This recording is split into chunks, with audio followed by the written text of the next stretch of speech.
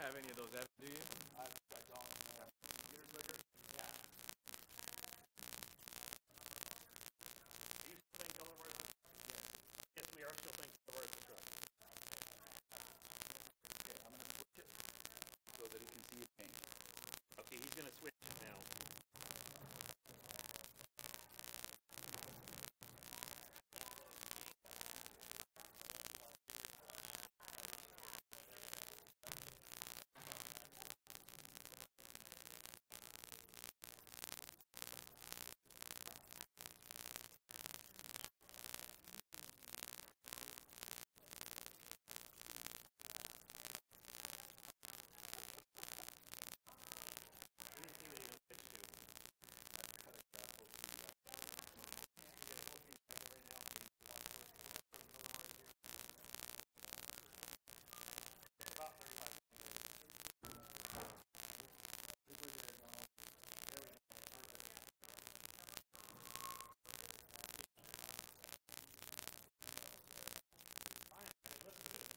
Yeah.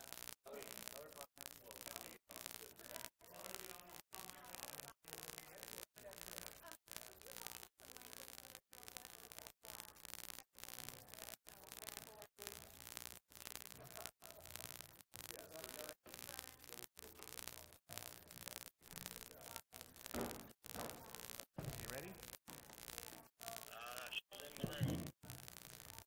Check. 1, 2, 3, 4, 5, 6, 7. Streaming mic check. 1, 2, 3, 4, 5, 6, 7, 8, 9, 10.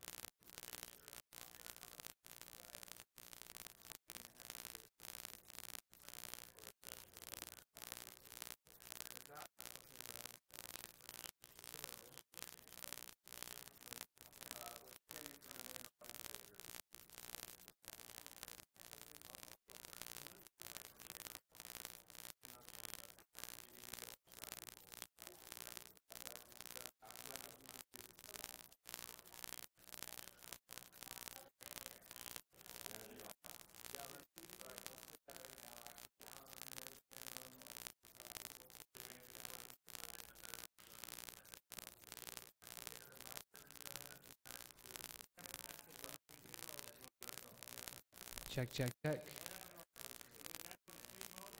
Yes.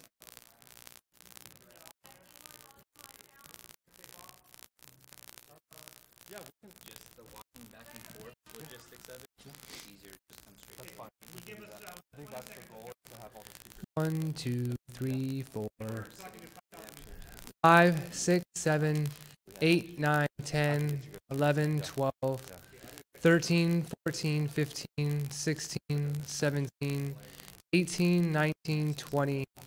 1, 2, 3, 4, 5, 6, 7, 8, 9, 10, 11, 12, 13, 14, 15, 16, 17, 18, 19, 20.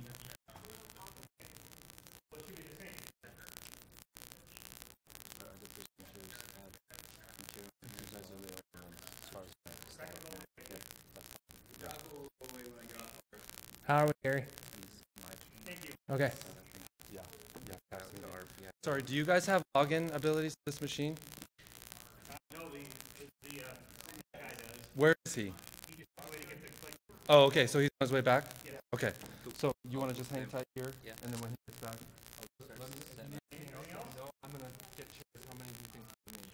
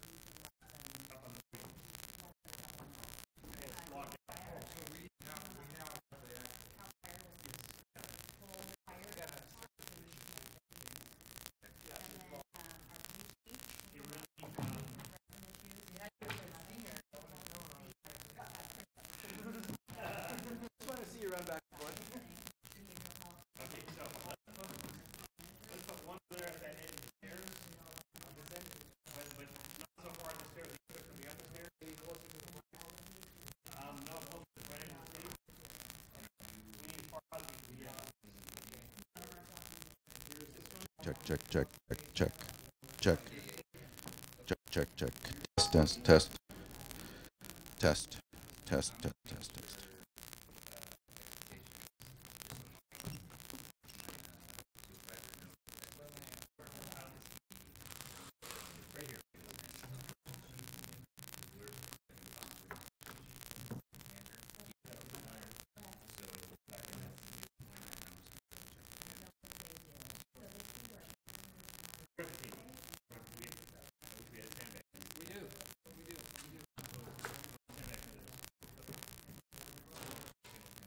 Actually, 2 sandbags, please. So what we didn't want to happen is Tom taking all that going on for nothing. Yeah. That's just, And no real questions. and no real fun. And so they're gonna be side table. And they just say, you know, Mark will say, we don't have all the answers to anything right now. We know, we want to get the correct information. We're gathering that information so that we can make sure to give the correct information. So we know we don't have all the answers yet. Our incident commander operations do have a lot of answers. For your yeah. specific stuff, yeah, ours is mostly, our piece of it is connecting residents with the resources we can. Okay, and that's the main focus of the matter. Right. Getting an update on the fires. Yeah. Yeah. That's cool. Yep. So the reason for having this is On that side, on that one over there. You got it. because,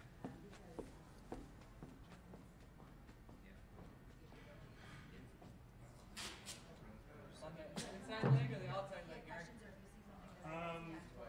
Let's do the leg on stage. The inside leg. So we're connecting with Brad. Brad? Yes. From, I'm Brad. have you been the one connecting Gary Brad? does. Ryan, you said Oh, yes. okay, that's you. Okay, Yes. got you, got you, Okay, got we you. need, Yeah. I got confused. There's another guy at Campfire from OES that I met yesterday, and then there's been somebody at, the city, EOC. And I can't do all these acronyms for very long. I know. They do the acronyms to make it easier, but then you have 1,000 acronyms and you don't know. Yeah. Like saying, Exactly. Yeah. I heard one that I hadn't heard yesterday. VLAT? oh yeah, Very very large. large air tanker. I'm like, are you serious? Chip? Large air Chip. tank. Chip. Yeah, Yes. Jack, I knew. Yeah. There's a band map. What's that? The band map. Of EAM. course there is. What's that? Big ass map. Let's copy Oh my God, we are so We're using using that. we're We are using so that using one. I have one in the car. You have a band in the car? A few bands. Band that. And what was your name again? Let's get that tape all the way across. Pull it to the corner tight and straight. Bam! Emo band. Bam! Give it the bam. And then I love this. So, something else that this is I mean, you tape both sides. This is a high traffic area. Leave me alone. Right now. No, fair. well, yeah, the 11 conference, and then the press conference is at, there's two separate things, one at 11 and 12. Yes.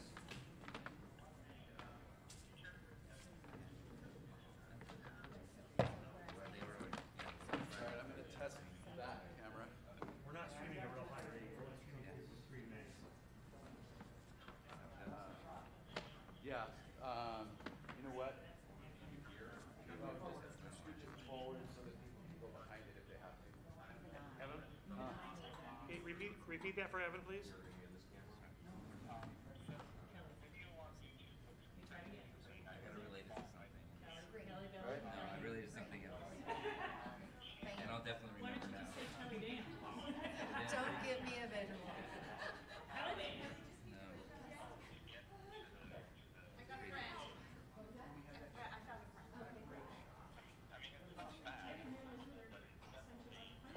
Ryan, I did it. You know how I am, I track them.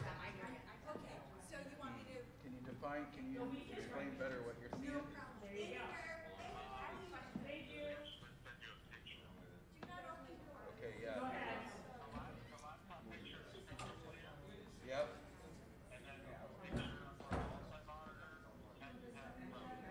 Do you want the water put up here so that it's here? What do you want to do? Okay. Yeah, Just think. Yeah, it's probably stepping down the resolution. There may not be much we can do about that, but go ahead and send me a picture of it if you want. Just send it to my phone. The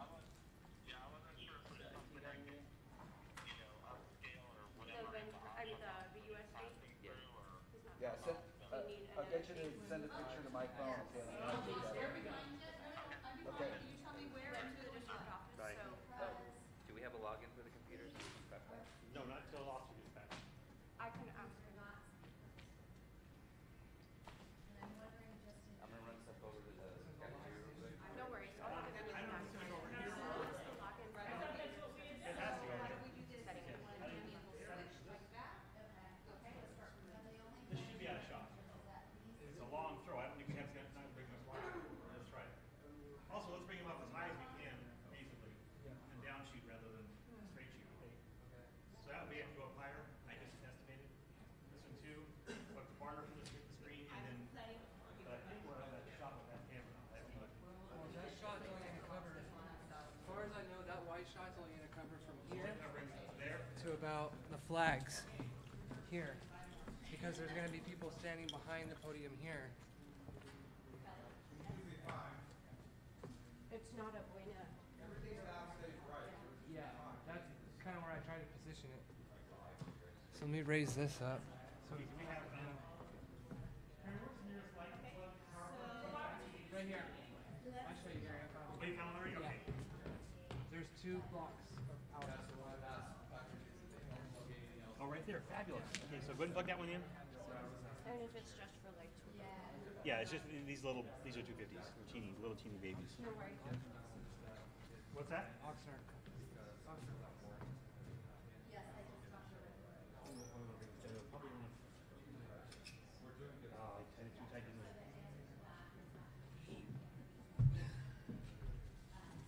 So we're going to pull this up home already.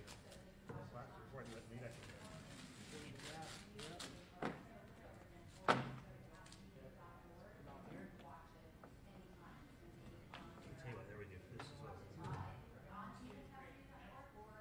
Yeah, wave of a heads is good. Hey, Ryan, how you doing? Good, how are you? Check with Evan, would you please? Yeah, did we down we want back to me? Let me plug it in and we turn it on, we can aim it, okay? You plug it in already? Okay, powering on.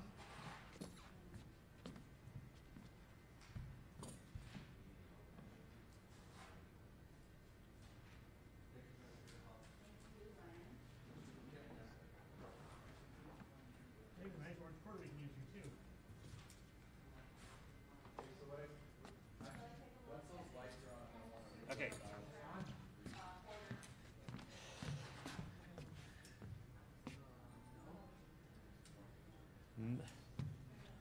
Nothing?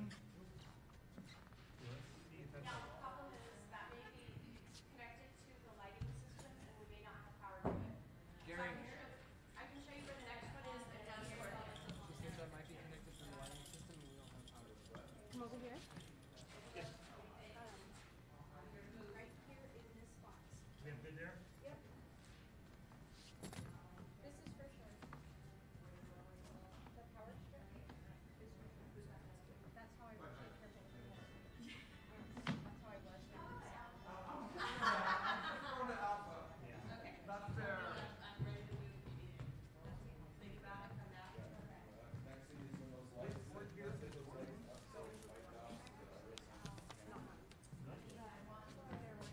It might be mine that I don't know of. I have Oh! so okay, that was an exaggeration, but yeah. Yeah, so go higher if you can. No, they are coming. They are still here. Do you want me to move That is shining over here, so We want to sting this backstage, right? yes, please, straight back. There's 4. There's a power strip on this side. We do have a power strip on this side over here if you want to run it across. 4 of them. Brian, would you we have power for the other side, stage right, camera left, backstage, where the other lights plug into. If we could get this one plugged in and tested. But we don't know if it works.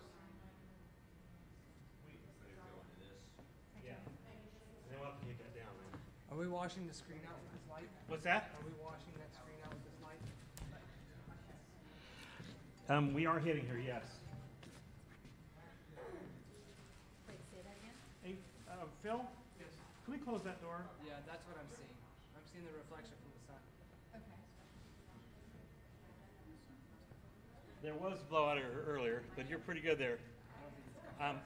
That's the sun. And the back windows back there. We have back doors open too.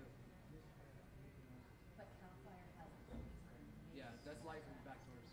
That's cars going by. Yeah. That corner light that I'm seeing right there, that's sunlight from these back doors. Because yeah, I have here, but that's Yeah, that's not from there. not too bad though. I think we're okay here. As long as we may lose the guys right here. Okay. So what they sent you. But if we have that light, then that light can cover these people here. I don't know if that's gonna be strong enough to. Let's see what it looks like. I don't care. Would prefer to report off stage if possible, but other than that, no. Okay. Yeah. That we can do this.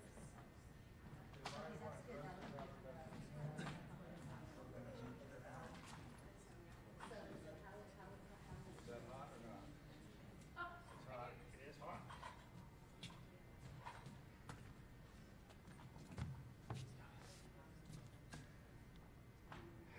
How much is that gonna screw up our screen? Because we don't have the stupid code.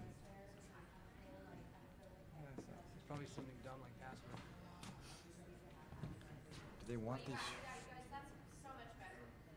That'll work? Yeah. You're Not affecting your vision. you're talking about the lighting? Yeah.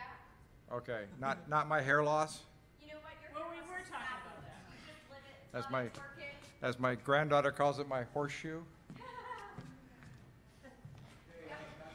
Yeah. Yes, you may. Is that big enough? Use my teeth. And the beard. And the beard. Nice.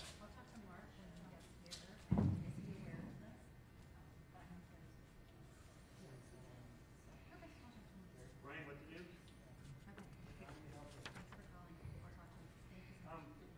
Yes, please.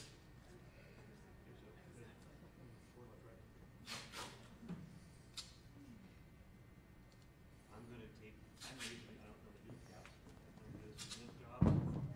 Taking this sort of, Actually, we're actually hanging the wire off this. I work other jobs, I go through it every other time.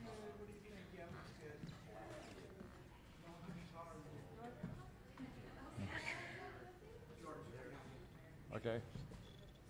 Well, you got a whole, yeah, I because mean, they'll be back here because behind the person. Lorenzen's like He's like here. challenged, and but that's the way it goes. If we can get him to stand small to big like that, that'd be awesome. That actually looks pretty good, guys. Just lock it down there. Okay. Alright, I'm gonna I'm striking the lights. No, because he's got to balance. Oh, yeah, that's right. Keep on for a sec. Actually, let's just leave them on. Yep. Okay.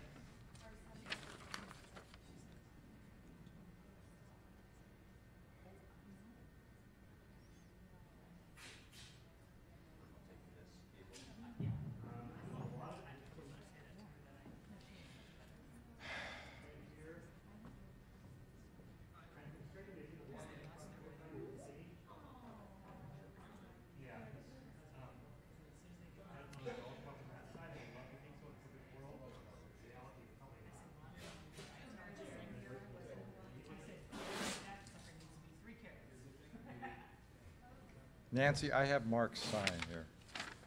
I'm using it to wipe. I have his sign. Oh, okay. I don't think we're putting it in there. I'm using it for white balancing. I can give it to you in a second. You're happy? Okay, your sign. You can have your sign back.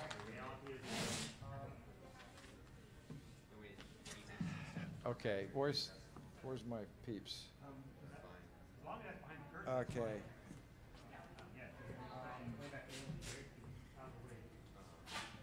I have an answer for this, and I don't think there's anything we can do about it. I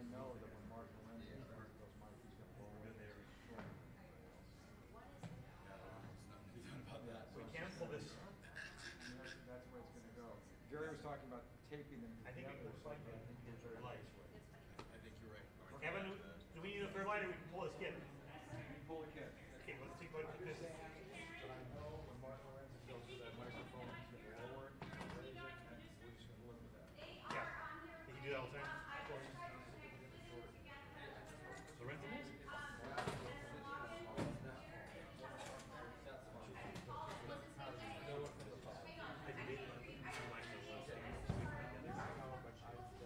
That would solve the problem then. Well, it's, I mean, in the same way Dave did it. No, Evan. Yeah, it's good. Yeah. Oh, what does that go to? That is the PC, this cable right here. Yeah. The PC for presentation to the screen. The orange cable is wireless or wired internet. In case they want to have In wired. case they want to have wired internet. Okay. I'm going to look at this thing. I think you guys did an amazing job. I think we're set with everything we need, but.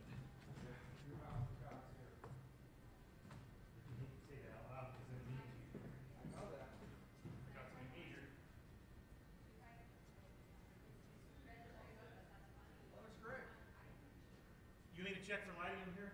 We already checked that. What? When you walk the stage for lighting in this? Fine. Okay. Good. No, you can see the guys behind. You can have the person talking.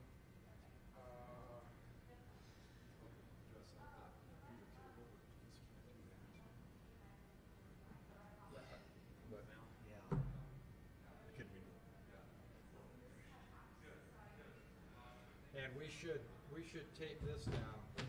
What's that? Whatever that is. That's their audio cable. Well, that's fine, but that's a trip. That's an issue as well. You've got. Okay. Right.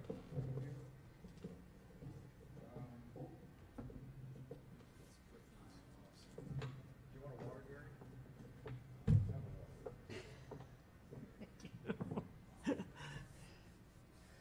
And there should be food coming in a matter of minutes.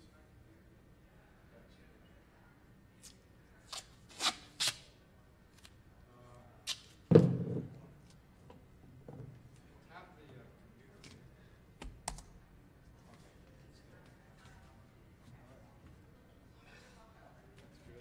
That's good.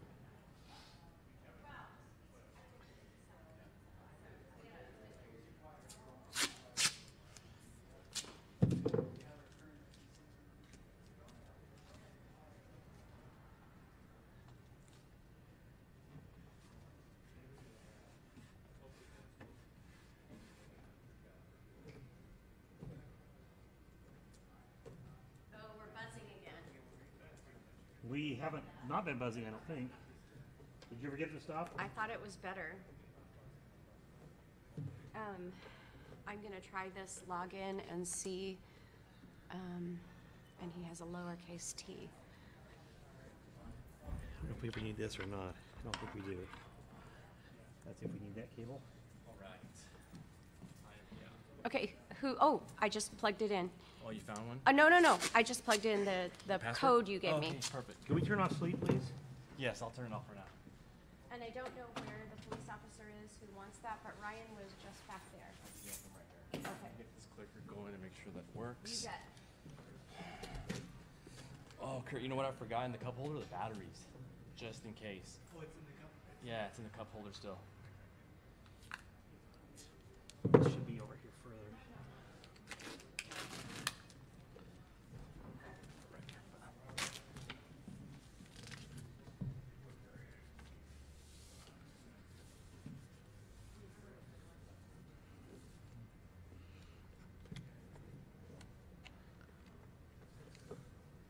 Not exactly NBC quality here.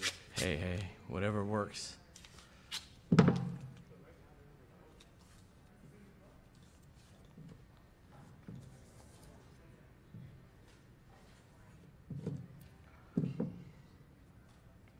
This may be out where they're standing, unfortunately, but What's that? that's because they moved the podium forward a foot and a half. Oh, yeah, exactly.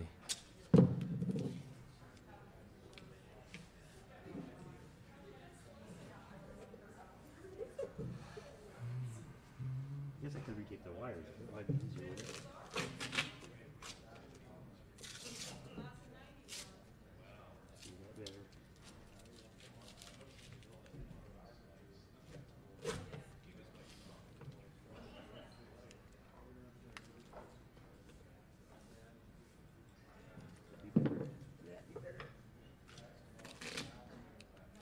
Perfect.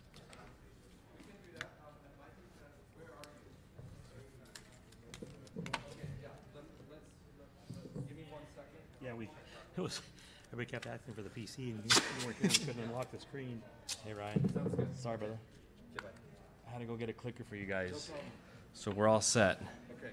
Did you get a hold of, did you talk to Brad? No. Where did Brad? Oh, let me call him.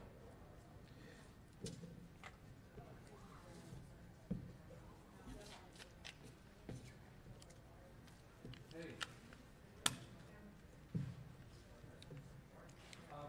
Can you send him around to the roof that's on the other side of the pool? What do they have? Sorry. Matt, awesome. Yeah, send him around to the front of the school. That's easier access. Okay. Perfect. Sounds good. Okay. Okay, bye.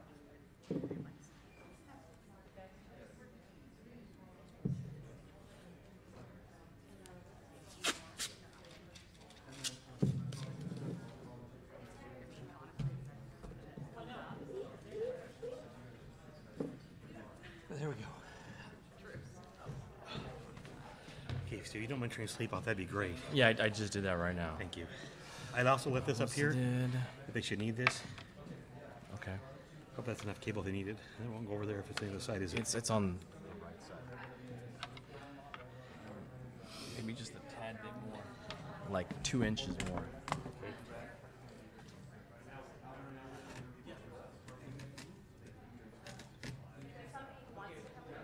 Ready to go pile past your chairs? Yeah. Okay, I just want to make sure you're Yeah, and I already tied in with Kelly. Okay. So you're good on everything? Okay, let me know if you need anything else. Good. Oscar. Yes. I have some changes on the Okay.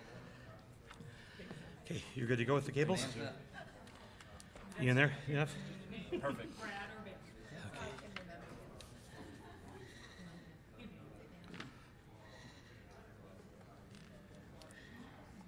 Lexar. All right. Which So one? we're just, this is gonna be static. Okay. No, I'm at, is anything else presenting going up here? Or is it just gonna be I'm static not now? sure. I'm not sure. Kelly, I got a clicker if it's a do PowerPoint. you know if any other presentations? Yeah, if any other presentations are going on here? There are no others. So it's just a static map, you're okay with that?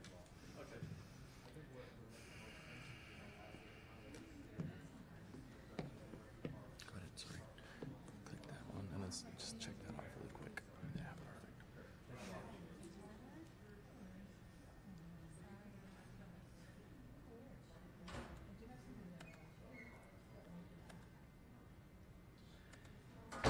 So did I hear correctly, this is the only thing going on screen the entire event? I believe so, yeah. We might be able to make that full screen rather than get rid of the Windows taskbar at the bottom. Yeah. Would be nice.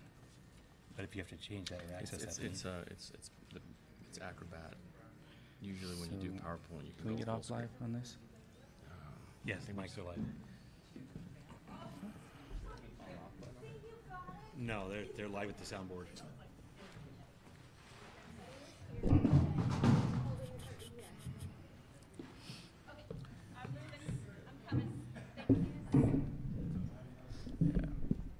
Excuse me, behind you.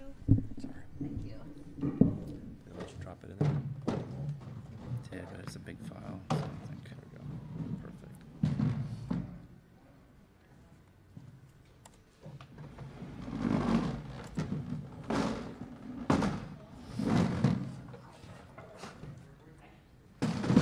Thank you.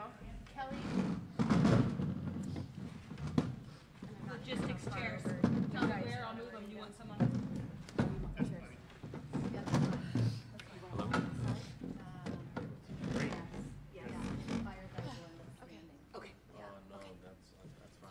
Look back and tell me if this is.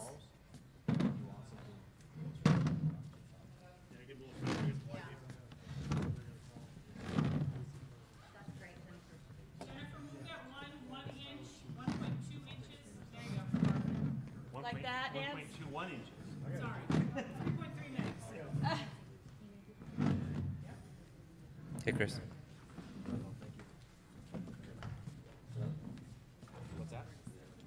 yes, no? Same thing? Yes, I think that will put them on. Okay, and so it's gotta be the same names? Is there any way we can bring this up larger? Yeah, we can do that. We can go full screen. Can we This throw is, it yeah, this is when, Oh, no, I. There we go. And that's the only thing on screen at all today, static. Okay, Just take a picture of it. that's great. I think you're very. Good, thank you. All right. That's as big as we can make it, I think. Without cutting it off. Yeah, letting up part of it off. So the fire people will not be. All right, check it, Mike. Thank you, Oscar. thank you, Gary. So you turn off, so that's not gonna take the whole hour, or hour and a half. I turned everything off. Okay, thanks. Yeah. Cause it will, It's because by default we had it set. We had it oh yeah, set they always, closely. yeah. No, but I turned it to never on battery and on power, so we should be good And on screen? on screen. If they close the lid, it's gonna fail. Oh, good. So- Okay, they should. Yeah. They may wanna put notes there. Okay. Oh, it just changed it. Yeah, it goes back to the settings, yeah. That's all right. If they need to, they can, they could drop this four all the way back this way and put their notes on top here. Yeah. I'm sure it's on that. Are you using written notes when you present? No. Okay. I don't think any of this speakers. Okay, because I mean, I'm sure somebody's gonna have a list or something, so they could drop that forward if they need to. All right.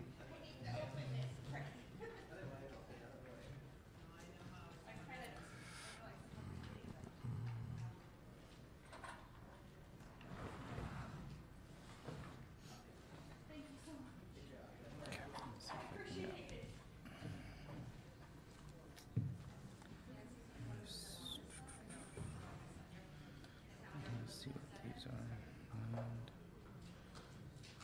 Oops.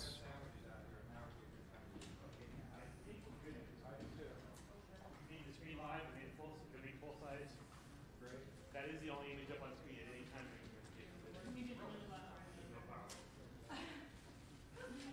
I know, I'm telling you.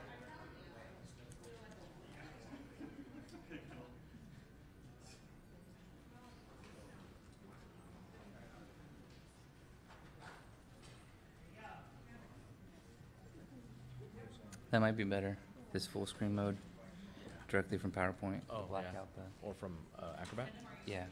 Perfect. Sorry, Acrobat. Yeah. As long as you leave it there. I have to move it up. Back there, just the vision. That's what we got. Sweet. And it's set so that it doesn't turn off or anything like that. And if you close the lid, it should stay on. Okay. We can test it right now. In PowerPoint, it just changed it went from mirroring to extended, Oh. and that's why it did what it did. Alright. But if this is Acrobat and you've got it full screen, Yeah, we'll just get it to PowerPoint just so it doesn't.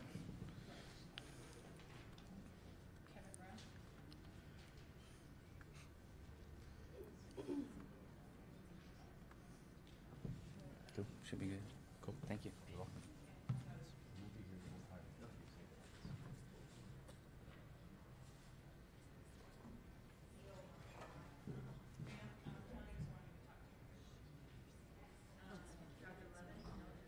What you can do too, Ryan, is you can probably move the screen forward some more. If it doesn't matter that the regular desktop gets cut off, but if we want to just make it look a little bit bigger, you can try to do the whole screen. Yeah, we should be able to. Okay, as long as there's like enough space to get in front of it.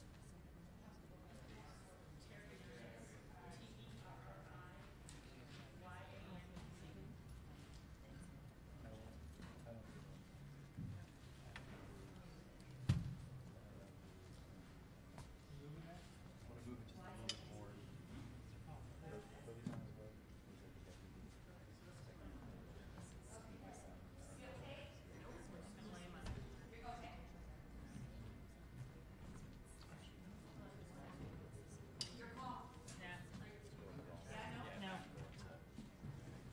It might blow off, I know. Okay. Do you have tape? Well, that's what I'm saying, I don't have any tape, that's why I get, since I didn't have any.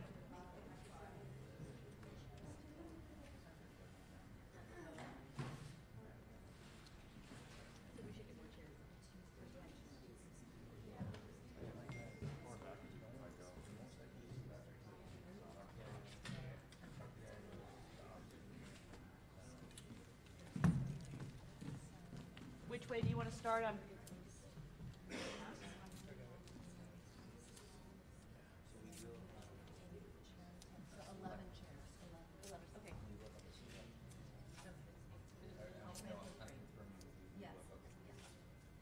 Jen, do you know where you got Yep, the chairs from? I do. How many more do you need? We need three more? Three. Okay, here's the tape for, Thank you. Do you want them in order that they're gonna speak, sitting? I'll be right back.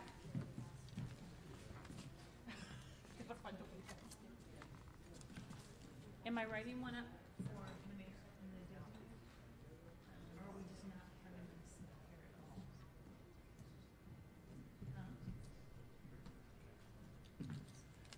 Both of them? Is that a yes? Okay. I just wanna make sure. Okay. Mayor, deputy mayor, supervisor, Steve Bennett, 1, 2, 3. Okay.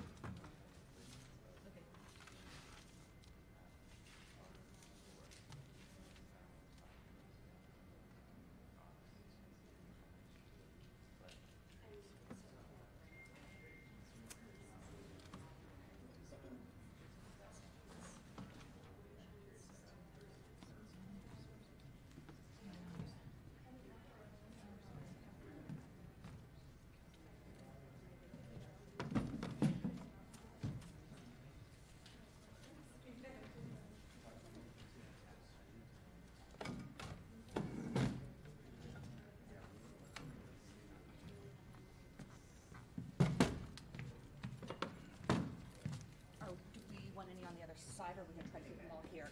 Because we need to scoot them down a little bit if we do. Okay, hang on.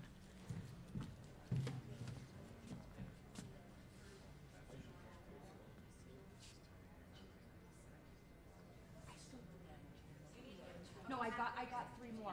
Just wanna make sure.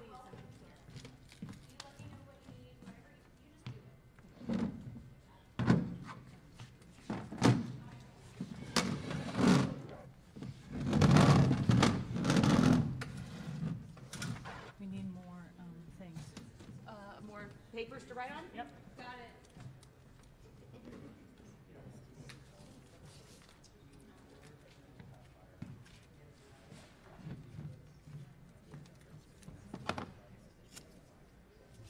Okay, Mayor Andrews.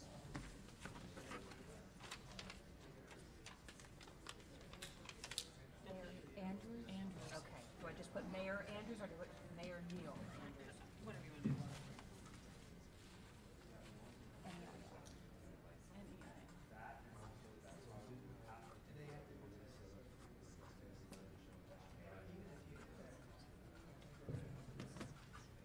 There you go, deputy mayor.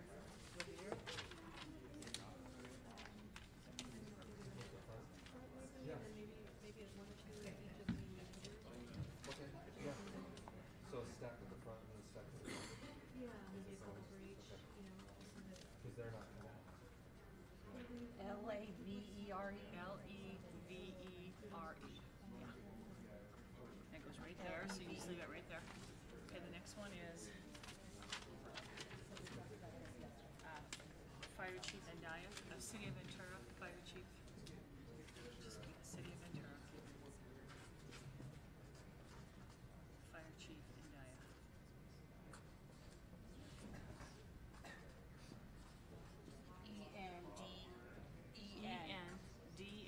E-N-D-A-Y-A. Okay, he's right after Steve Bennett. Okay,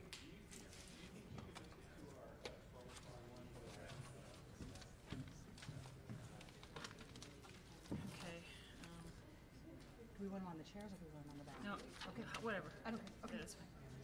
All right, the next one is just Cal Fire.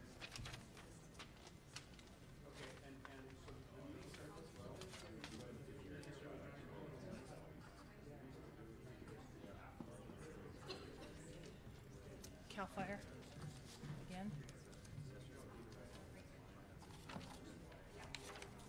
And then Cal Fire again.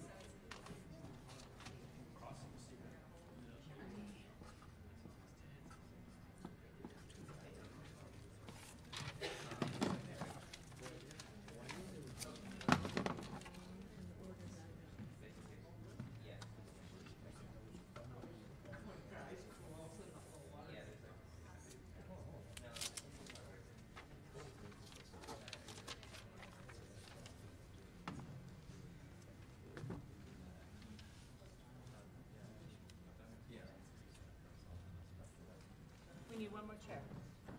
Okay?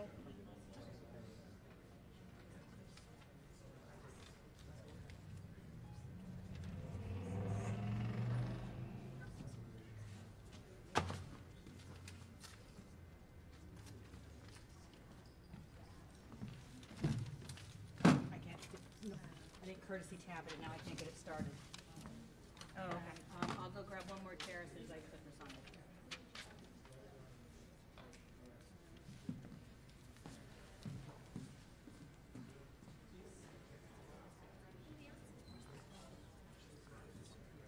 Jennifer moved it over. It should be right down there. What are you looking for? That bag that had the water in it.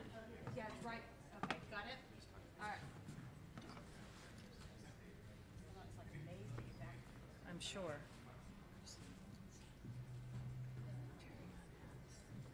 Oh, you know what? Jennifer, never mind. We're good. We're good. No, I lied. We need one more. Okay, I'm on it.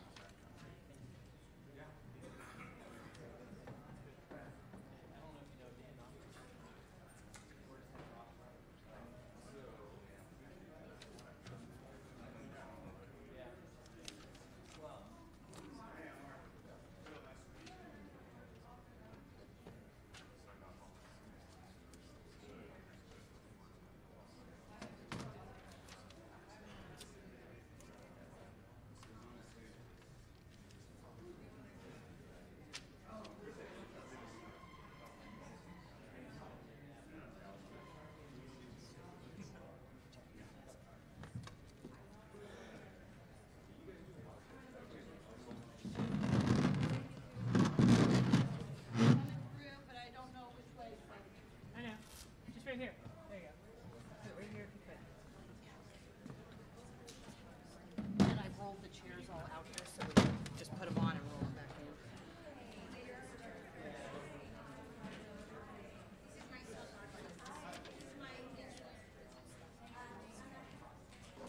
Okay, I've got Terry Inez here, but it's not a chair. Oh, thank you. I was looking for that. Perfect.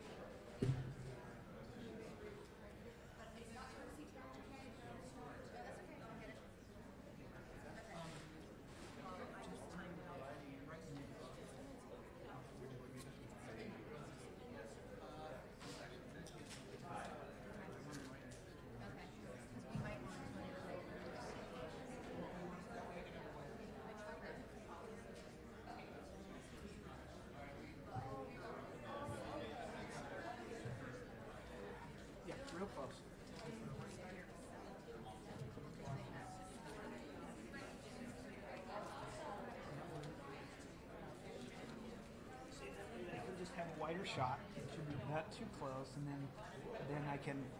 We didn't have a camera for it. Or we would have gotten a camera. No problem.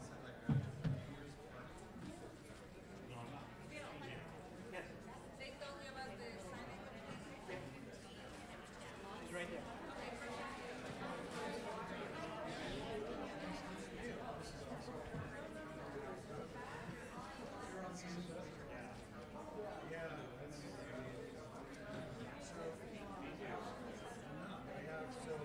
I have a list of speakers that are coming. I just told you where they're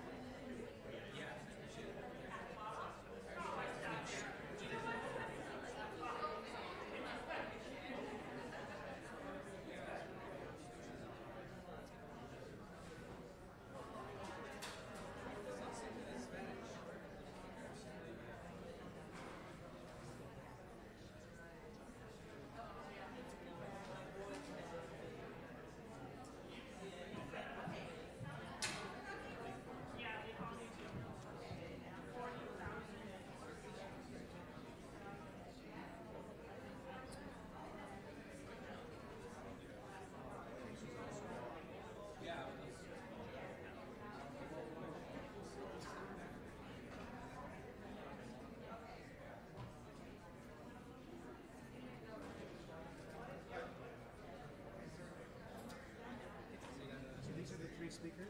So Thomas Fire Deputy Commander Steve Beach. Thomas Fire Meteorologist. Thomas Fire Behavioralist.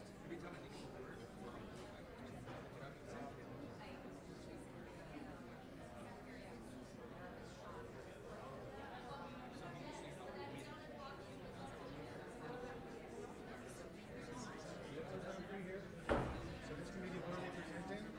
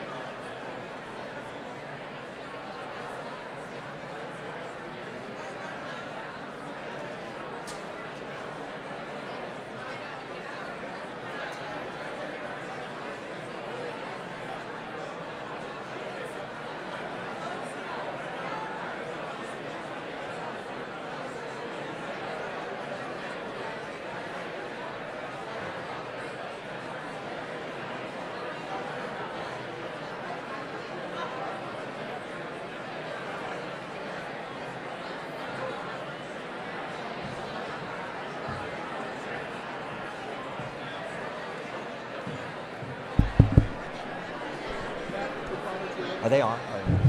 If I could have everybody please start to sit down, we're going to start this meeting really soon. Thank you.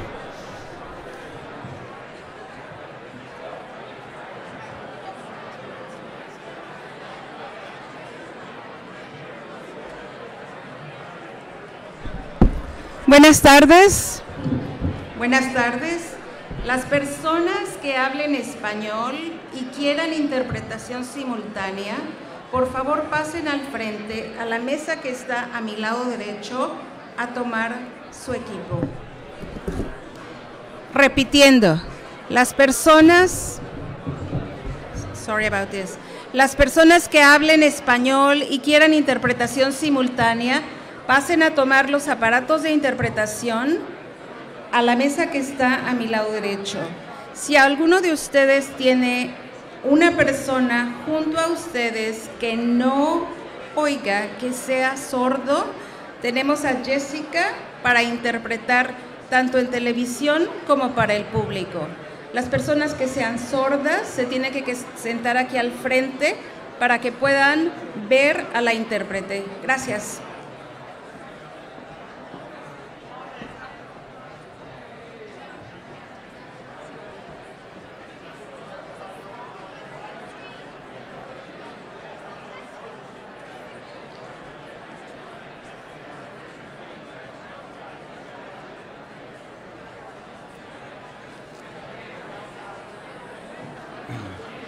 Hello, this is Joe Morelli. I'm the fire marshal with the City of Ventura. If you're coming in, if you find a seat, please. Everyone who is in here, just for safety purposes, we would like you in a seat. Otherwise, we have an overflow just out this door. We'll have staff out there to direct you, and we also have speakers outside. So if you're standing up right now in the back, please find a seat. There are some available over here, and thank you for helping us.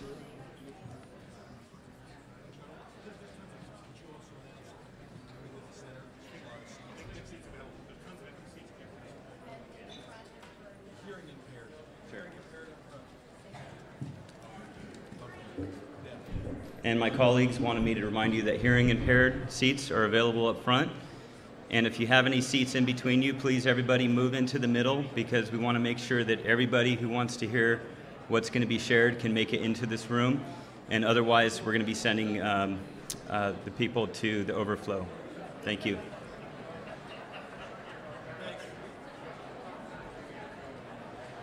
That's what I'm here for, dude.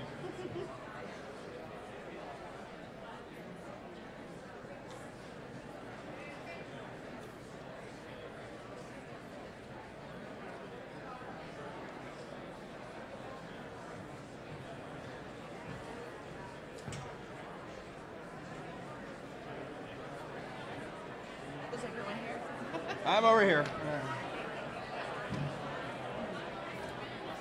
How are you? I'm well, and yourself? Not too bad. Staying safe? We have labeled seats? Yes, we do. Ms. Chavez. How are you? I'm doing well, thank you. Staying safe. How tough is it to actually, my daughter's deaf, how tough is it actually to sign when we're talking like all this stuff? Yeah, because I assume some stuff doesn't really translate well in sign language. Some things don't. It's a conceptual language, so sometimes the same sign is used for many different contexts, which is actually simplifying in my mind. That's fun. And my daughter, she has an implant, so she has an interpreter with her, and she goes on school, which she's pretty much, just use the interpreter as kind of backup. A backup. So, Yeah. I've been interpreting since before the cochlear implant became very popular. Not to say that but yeah, I've worked with all along the spectrum of language, I've interpreted skydiving and welding and English, so, but not fire control. But I've been watching the interpreters on television. she does a very good job. There's a gentleman that was working a couple days ago. He was very good down in LA area. And then there was a female interpreter with black hair.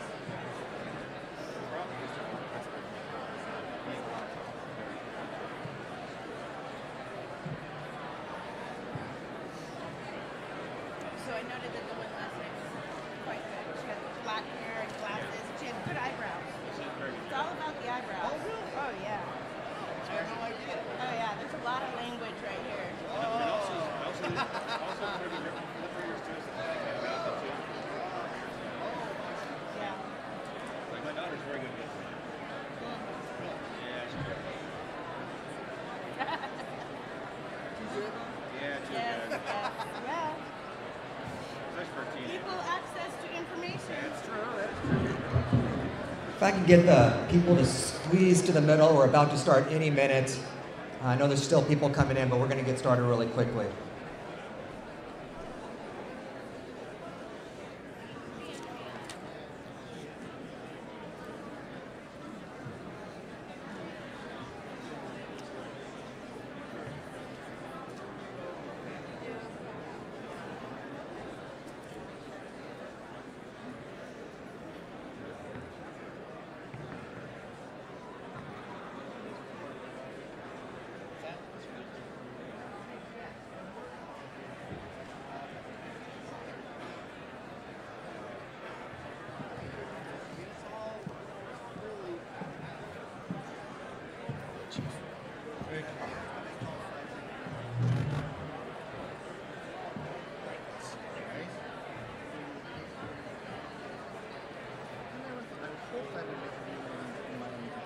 You guys need to pick up here today?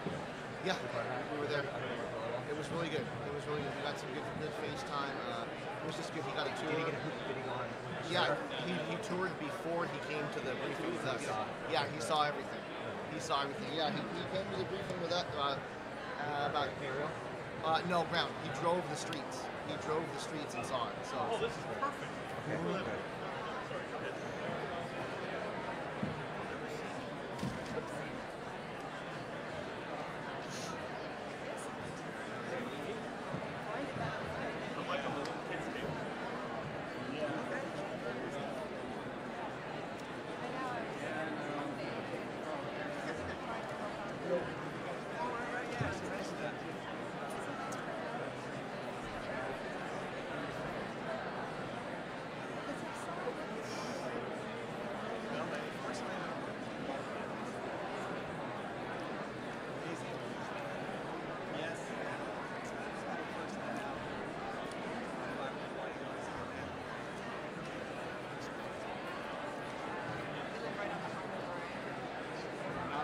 Questions. Keep blocking questions out. We're not going to get called. Well, I don't know how well that decision is going to go. When it's announced, It's going to go. I think, looking at the demographics, Any idea of how long this will go? Just out of curiosity. we have it pretty much tagged. You know, these can go so long as you think. Yeah, with questions. It's tagged for like 28 minutes, so maybe we're not going to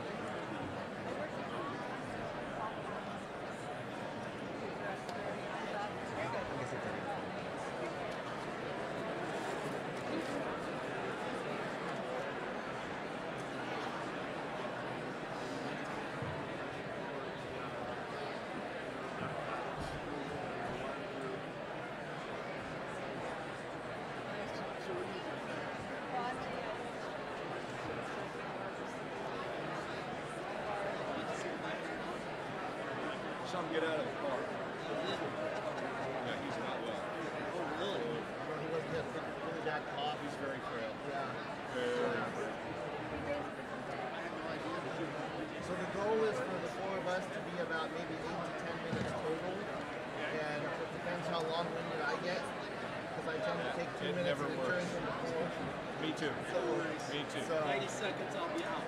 So, yeah, you're I good. have on this ball. You're good.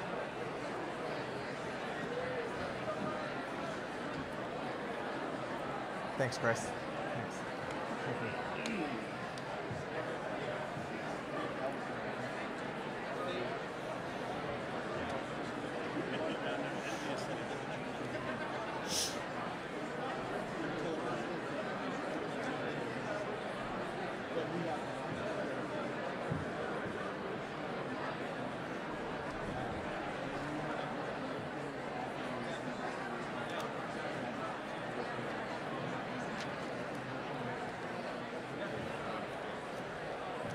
that use it for that simply because then it goes with the incident is going through its process.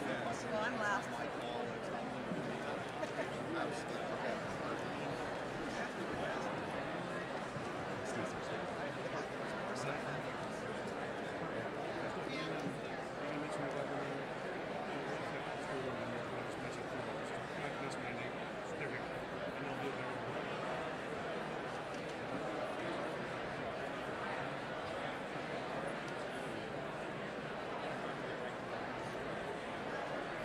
Hey, Matt.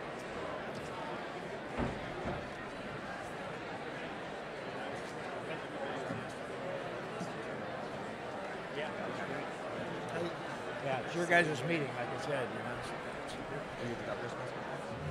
Huh? Are you at the governor's press conference? Yeah, well, no, not the press conference. I went to the briefing before. That was really good. Yeah, well, that was good. I don't know about the press conference. His press conference is right now. Yeah, it's good. Oh, is he? But the briefing was great. Hey, Matt, just so you know, like, me and Hannah Beth and Julia, we're all there. Yeah, I think Ryan.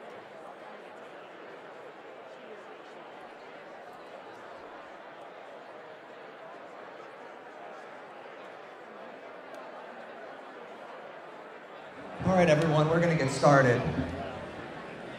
On behalf of Mayor Neil Andrews and all of my colleagues on the Ventura City Council, thank you all so much for being here.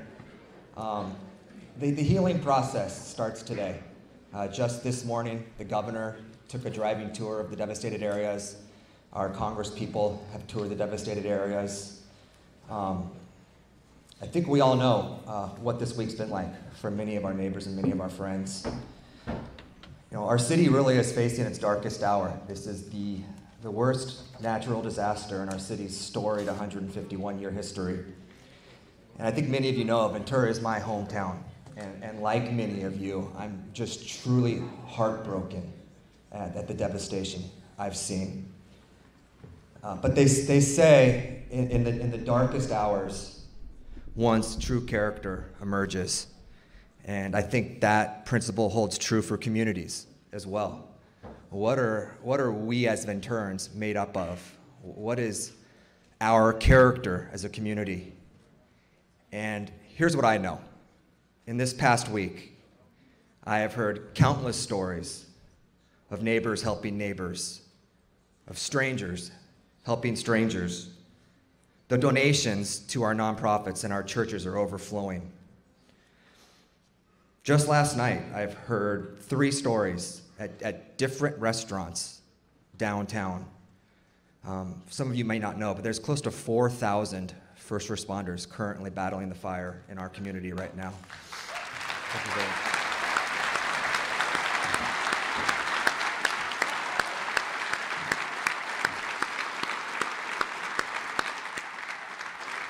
And so you'll appreciate this. Last night, in 3 different restaurants, teams of first responders walked into restaurants just to eat their dinner after a long day in the field. And in all 3 restaurants, they were greeted with a round of a standing ovation. And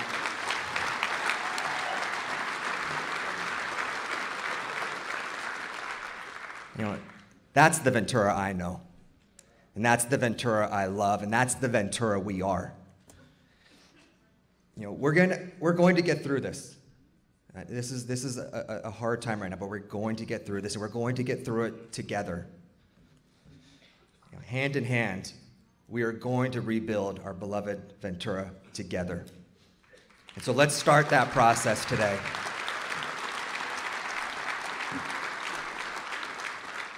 I'd like to introduce, as the next speaker, our supervisor for the 1st District, Steve Bennett.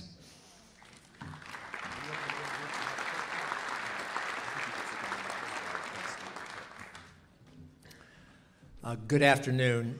First, for those of you that are out there that have suffered a loss of your home of any kind, I just want to offer my personal condolences. On my street alone, we have 7 homes that we've lost, 7 families that we're close to. And I know everybody in this room is being touched by many people that are going through that. And so I'm sorry that we're in this situation. And just as Matt said, the remarkable thing is to watch our community, our neighborhoods rally for each other right now. And I'm truly humbled as I watch everybody step up. And the beauty of everybody is just showing through in their generosity and everything else. From the standpoint of this being a meeting about recovery, I want to assure everybody that we've already had joint meetings between the city and the county to try to coordinate everything that we possibly can in terms of the recovery effort. And you're going to hear from some of the experts after Matt and I are finished. And we will continue to try to fight to find answers for you as quickly as we can. Really appreciate everybody's patience and understanding in that when you bring in 4,000 firefighters, when you have a fast-moving emergency like this, not everything can get done perfectly, but everybody is committed from the top to the bottom to try to make this happen. So we have what's called unified command out there, and that is where CAL FIRE comes in, and they come in all of these situations as soon as it expands beyond a city's limits. CAL FIRE is here to coordinate the big response, and we at the city and the county level are going to try to work really hard to coordinate the recovery response. And so in the other room, you're going to have lots of experts there to be able to answer many of your questions about recovery, what to do. We will have on this program Dr. Levin to talk to you about the importance of being careful with all of the hazardous ash and everything else that is at these burn sites. We have other experts that will try to give you the best information. Final thing that I would like to say, I appreciate the city organizing this meeting, including the county, including me in this program. And I want to let you know if you have any questions that we can help you at from the county level, please call my office, email my office. We will bend over backwards to try to get you the information as quickly as possible. Thank you very much for being here.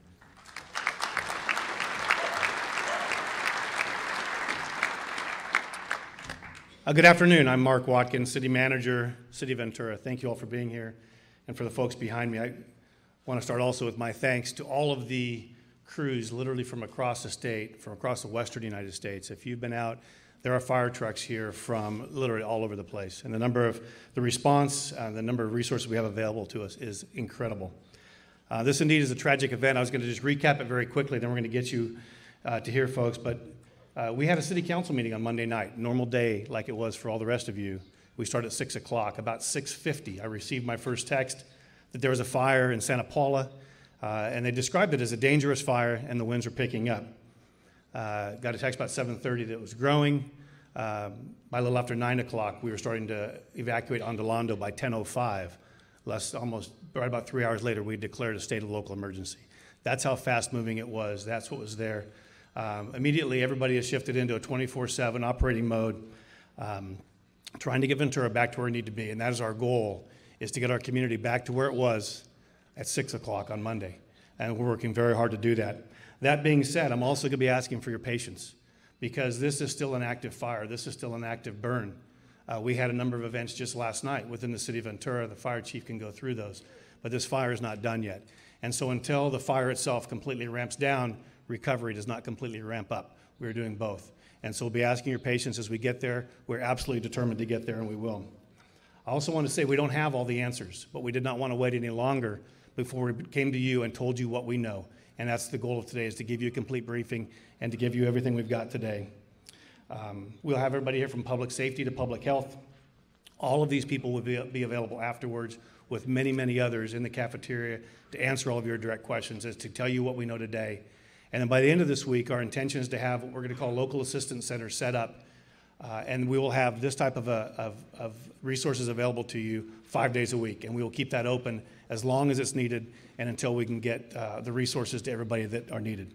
And so with that, I'm going to start by introducing our fire chief, David Ndaya, and he will introduce the others from the fire, give you operational where we are and what the situation is now. So Chief Ndaya.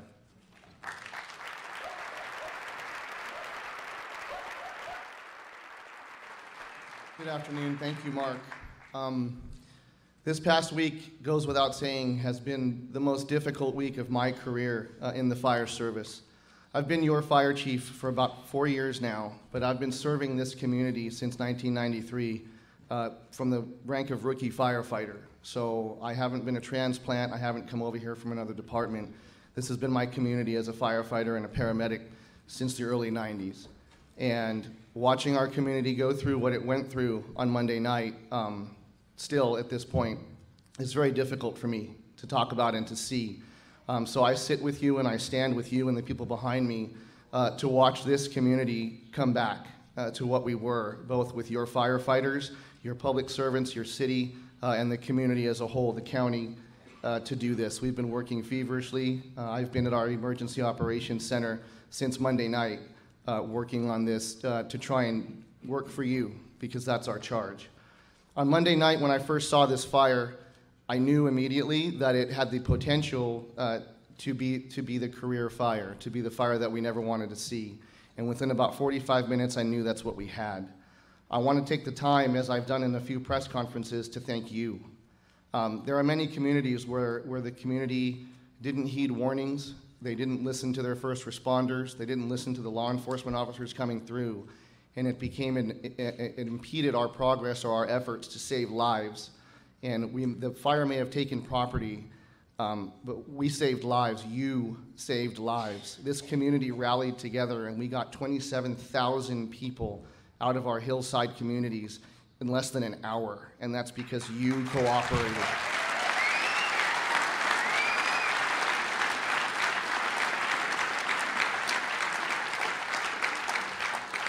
I've honestly never held my breath for 4 days on remaining that we have unfortunately suffered a fatality that was related to a vehicle accident near Wheeler Canyon and Foothill Road. But there's one number that I am holding on to hope every day that we keep, and that's 0 fatalities related to this fire. And that's because of you and the people behind me.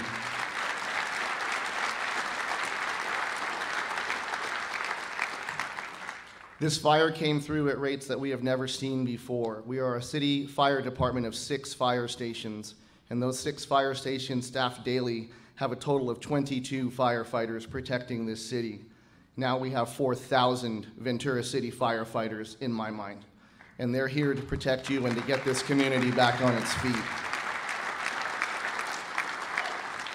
They launched out that night, obviously, every firefighter we had on duty. We called back the entire fire department, and if we owned a vehicle with a lug nut or a tire on it, it was staffed and launched out to fight this fire and to do everything it could to save lives and do the best it could to get to the properties as well. I think with watching the news, there's no new information I will give you as far as what this fire did. I got most of my view from the media as well, because we were in the Emergency Operations Center with the rest of your city departments trying to keep the city up and running the best we could in such a devastating time. What I will do now is introduce to you members of the CAL FIRE Incident Management Team 4 staff. These are the people who are embedded right now at the Ventura County Fairgrounds, and they're managing this incident from the Fillmore area up to the Carpinteria area, all the way up going into Santa Barbara. They'll give you some statistics, but what I'd like to do is make something clear. This team does not come in to take over this incident. This team comes in to either stand shoulder to shoulder with me, with Police Chief Ken Corney, and the city, or a little bit behind us. They're here for us. They are here to get you back to your neighborhoods. They are here to make sure this community gets back on its feet before they leave. They are not only here to fight this fire. Part of their plan is making sure, while part of their team manages the fire front, the rest of this team is here today for you to make sure that what the fire has done is also addressed. So they are not leaving when this fire is out. They are leaving when the communities are starting their journey to get back on their feet and be Ventura strong once again.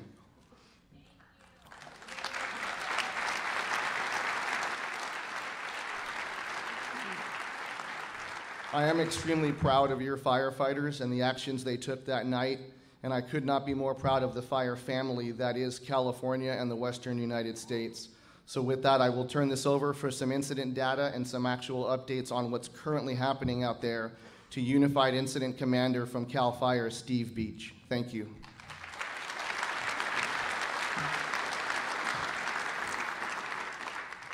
Thank you, Chief. First of all, I'd like to start off by saying I've done community meetings all over the western United States on large fires for many years, and I can count on 2 fingers how many times we've had a turnout like this, so thank you very much.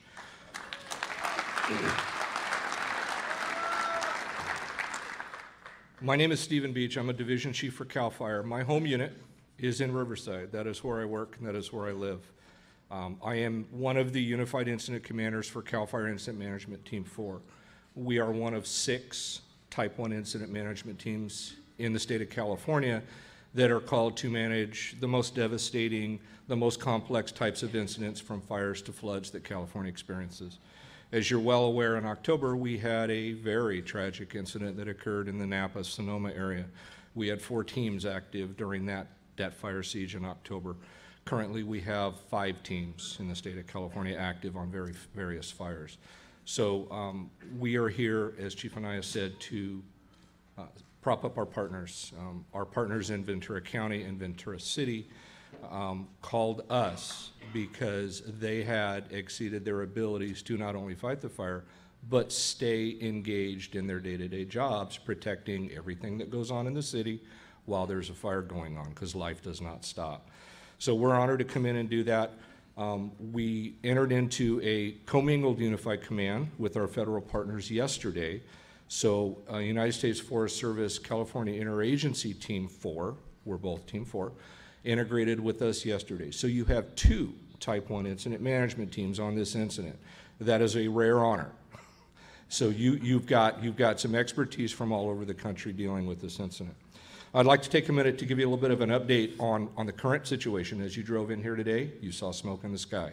This fire is nowhere near over. It has just moved into another area, and now we're focused on the west side of this, more toward the Santa Barbara front. Currently, the fire sits at 148,000 acres. Okay, and it's going to get a lot bigger before it's over with. We are at 15% containment as of this morning. That number changes constantly, and we're working and striving toward slowly inching that containment numbers up every day. As you've heard a couple times, we have 4,000 people on this incident, and that's 4,000 firefighters, not just from Southern California, not just from California. I stood in a briefing line today and spoke with one of my brothers from Portland, Oregon. We have people from Nevada. We have firefighters from Arizona.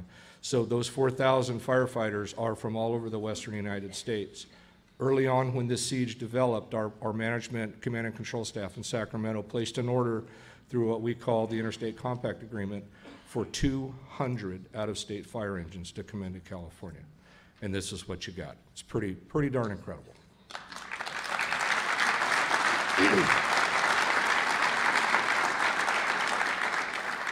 So with that, some sobering news. You have been hearing a constantly changing number of structures damaged and lost. That's a natural development of occurrence as we get in there and evaluate what's going on in the areas that had fire. Currently, and these numbers will change daily for the next week or so, but currently our tally is, on the entire incident, a total of 537 structures destroyed. Now, that is a combination of residences and outbuildings, and in the several weeks to come, we're going to more define what that number looks like.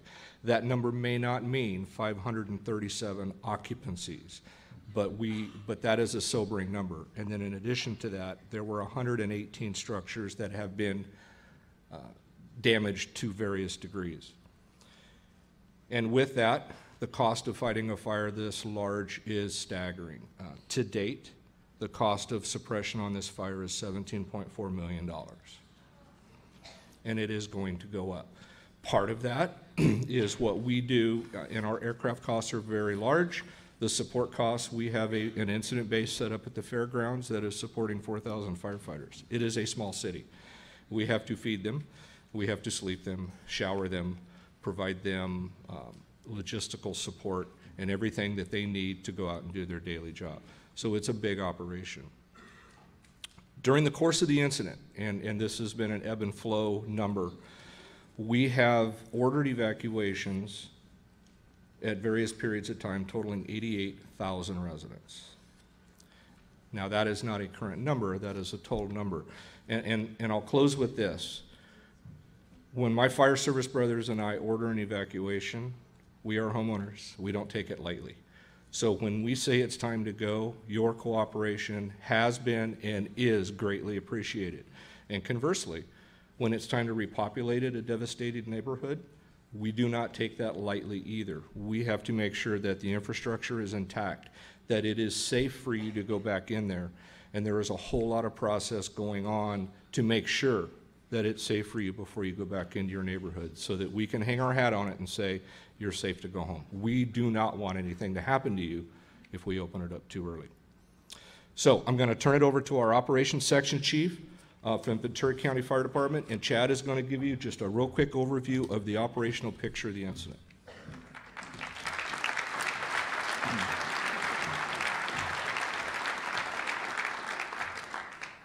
This is very, very sobering. On behalf of Ventura County Fire Department, I want to thank you guys for everyone showing up here today. And as an operations section chief with the county, we are embedded with CAL FIRE and the Ventura City Fire Department from day one on this incident. And I just want to express to you what's going on actively on the incident. I'm going to move this microphone around so I can talk to the board. If you look at the top portion of the fire, we'll call that the north portion of the fire. I'm going to move back and forth between the map. I think it will help better describe the current conditions on the fire.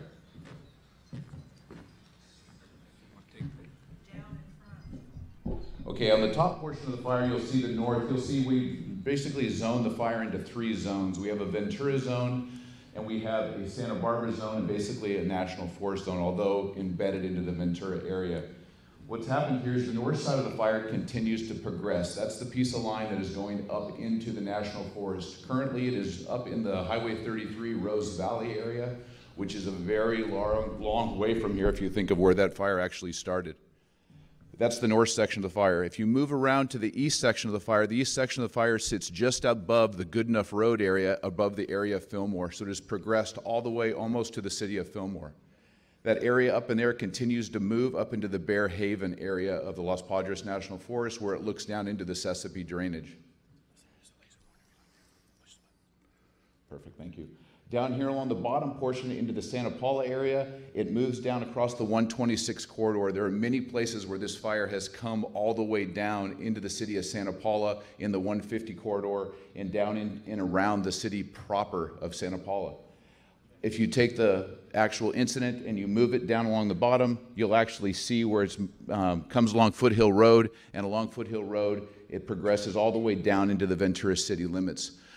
All of that area currently is in a patrol status where we have had multiple companies working in there, and we are continuing to patrol hotspots. When you see the area that has red around the map and black around the map, black is contained fire line, red is still open fire line on this map. As we move down around the city of Ventura, you'll see some black around there. We continue with resources in and around the structures because we are still getting fires that are popping up from all the ember shower and ember cast that we had throughout the city, and fires continue to surface. Resources will stay diligent in that area and very diligent as far as what's going on down around the city, because that still continues to be a threat. As you move around the city of Ventura and up through the Highway 33 corridor, as you are aware, the fire jumped Highway 33 and was established on our oil lease properties that run north and west of Ventura. It continued all the way along the coastal routes, from the coastal routes almost to the county line up to Bates Road. Currently, the fire sits just above Bates Road and the Carpinteria Highway 150 area, where it's about 4 miles from touching that right now as a crow flies into the National Forest. As you move along that 150 corridor, it has not crossed the 150 on the south side, but it is outflanking us right now and coming down towards the 150 from the forest, where it's pushing our hands up against the Santa Barbara County line currently. As you can tell by me discussing this and painting this picture, this is a massive fire.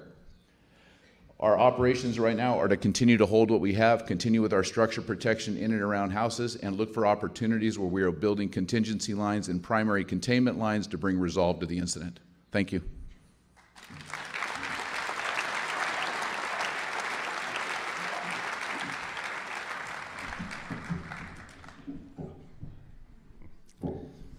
Good afternoon. I'm Rich Thompson, and I'm the incident meteorologist with the National Weather Service. When a fire grows this big and they call up an incident management team to manage the fire, Usually those teams get assigned an incident meteorologist, and as incident meteorologist, I'm there on the site to give them weather support, whether it be through briefings, forecasts, community meetings, media interviews, things like that. So I'm there on site at the fairgrounds as their weather source for fighting this fire. And the reason I'm there is because weather has a great impact upon fire and fire behavior, and therefore firefighter safety. When this fire first took off Monday night, the area was under a strong Santa Ana wind event. We had wind gusts reported anywhere from 60 to 80 miles per hour across parts of Ventura County. And so with those winds, this fire was able to spread very, very quickly, as you saw Monday night and Tuesday morning. Now, for forecast-wise, what I'm expecting in the next few days, currently Ventura County is still under a red flag warning until 8 p.m. tomorrow evening. And what that means, we're still expecting widespread critical fire weather conditions across Ventura County that can lead to rapid and extreme fire spread. So we're expecting combinations, some northeast winds and some very dry conditions. For the fire proper, we're expecting generally tonight and tomorrow morning, northeast winds gusting anywhere from 20 to 30 miles per hour for the most part. Along with that, relative humidities are going to be very dry. We're looking relative humidities in the single digits, like 5 to 10%. That combination leads to critical fire weather conditions and can really produce conditions that can allow this fire to grow. So we're definitely watching the forecast, and I'm updating the forecast as we go along. For most of next week, those Santa Ana winds are going to start decreasing. We're going to be kind of a weak northeast winds at night, and then kind of an onshore southwest wind in the afternoon, but things just sort of remain very warm and dry. So all the way through next week, there's going to be the potential for elevated or even critical fire weather conditions to continue across Ventura County. Then unfortunately by next weekend, looks like there is potential for another Santa Ana wind event to develop. It's still kind of questionable at this point in time with our computer models, but the potential is there for another Santa Ana wind event to develop. So I'll be watching that closely and sharing that information with the firefighters in order for them to, properly manage this fire.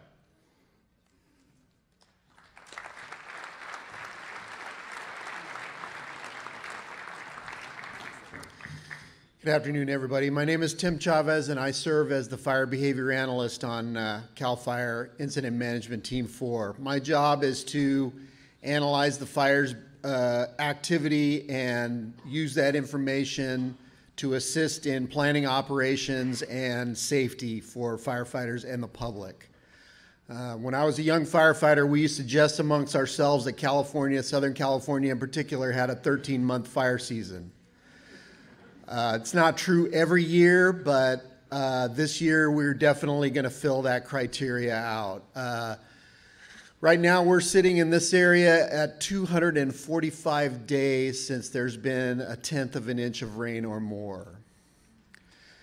So what happens is we typically get offshore Santa Ana wind events in the fall, starting in September. They increase in October, November, December, and actually the peak month for occurrence of Santa Ana is January, and then they kind of decrease February, March, and April. And then we have summer. So the typical summer fire season runs in Southern California from April till October. Well, generally late October, first part of November, we get our first small shot of rain. We get a little bit of rain here, a little bit of rain there. The green grass sprouts up, and the ignition hazard is over. Well, that did not happen this year. And it's unusual, but it's not unprecedented that happens. If you can think back, 1996, 2003, 2007, 2008, we had a similar situation. But we're stretched out a long ways from the last rain now. And then when we have a strong wind event and we have an ignition, this is what happens. The fire burned 14 miles the first night. It's pretty spectacular fire spread for one night. Yesterday, I think the fire burned 10,000 acres, and we were pretty happy about that.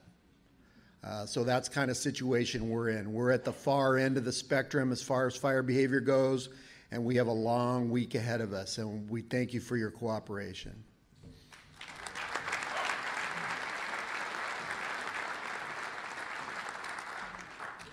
Thank you. Now I'd like to introduce our Police Chief, Ken Corney, talk a bit about the mandatory evacuation areas and other issues from the public safety end. Ken.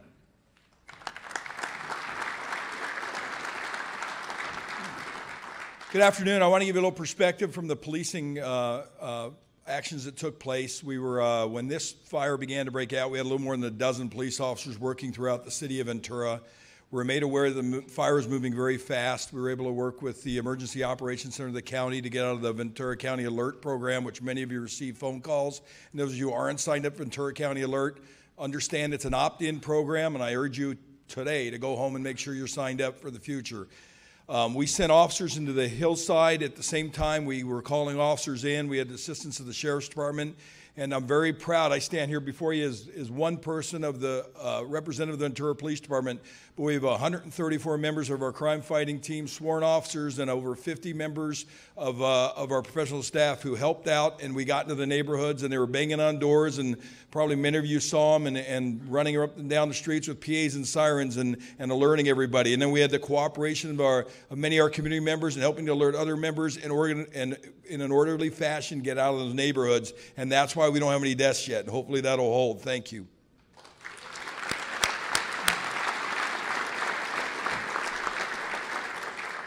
So moving forward, how we're deployed, we have, obviously we still have a patrol force that needs to be out there. We've had shootings and stabbings and sex crimes and robberies still going on in our city that our patrol force needs to be out there to respond to and investigate. In addition, we have officers assigned to the focus areas of the hillsides, especially those under mandatory evacuation, where we're able to set up the hard closures or road barricades. We're able to patrol the areas for potential for looting, and I'll address that in a moment, and other significant hazards in the area. I have been very fortunate to be working with our sheriff each day and working in the mutual aid process for policing. We've had assistance from a number of organizations, the Oxnard Police Department, the Ventura County Sheriff, even some non-traditional law enforcement partners. Ventura County Probation has deployed well over 25 officers, their officers to help us. The California Highway Patrol and our district attorney investigators have been out with us, and it's been critical. Although, as well as that has been working, we've been running out of resources. And we're very fortunate to have the California National Guard, Colonel Rob Paoletti here, who have responded to us.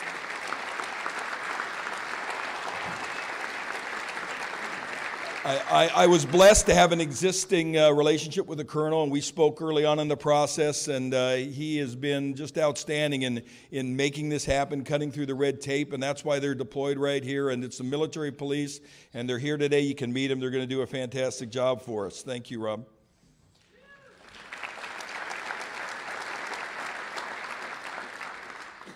Looting, residential burglaries, thefts from vehicles, vehicle burglaries in the areas. We've had a little more than a dozen reported so far. We do expect that number to go up as people begin to visit their homes and go into the area.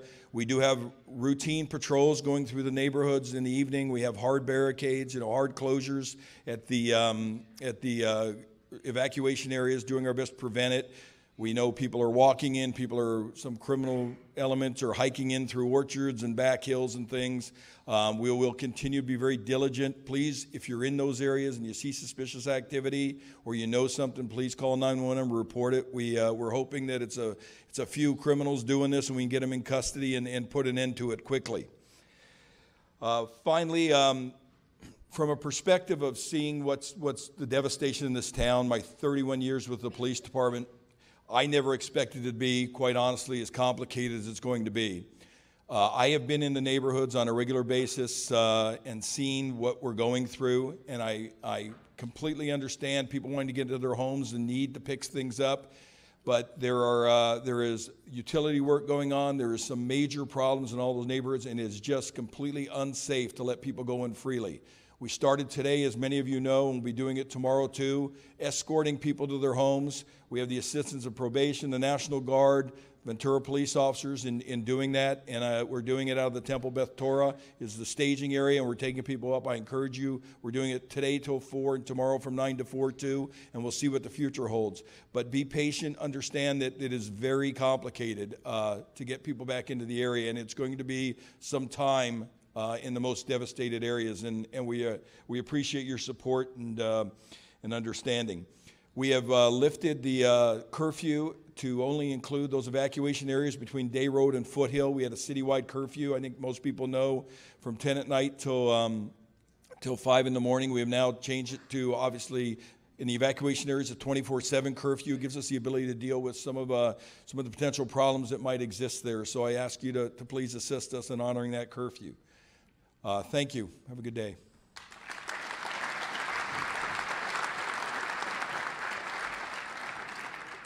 Next up, we have Kevin Brown. Kevin is the General Manager of Ventura Water. Talk a bit about how our water system responded to the fire and also the current status of boil orders and water quality. So, Kevin.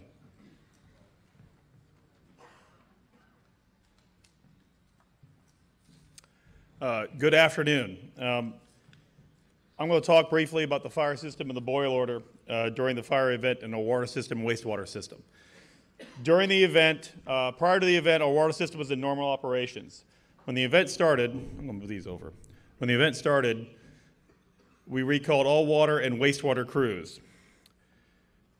First thing we noticed was an unprecedented draining of our water tanks. We got word of low pressure areas. Our crews responded. The electrical grid dropped off, and our crews were racing around the city trying to place generator power on pumps. Our crews were in harm's way in the fire line trying to boost pressure within the city. We also had some damage to some of our water infrastructure up on the hillside. Crews have been working around the clock to try to restore all service. Water and wastewater systems are currently fully operational and responsive. There is no problems right now with the water system.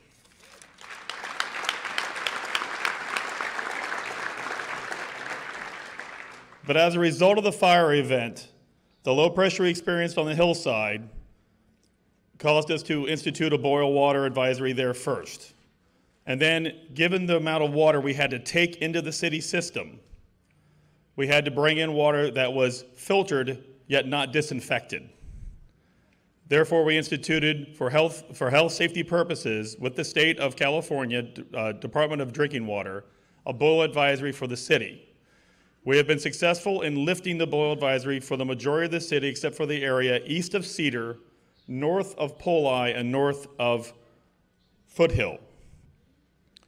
We continue to test the water in those regions and working with State Department of Drinking Water to eventually release those areas from a boil advisory as soon as we get the clearance from the state. At no time, and I want to emphasize, we tested the water the entire time this was going on. We tested the water the morning after the event, during the event, and have continued to test the water as we do on a constant basis, and we have conducted additional tests for harmful contaminants. At no time have we detected any harmful contaminants in the water system.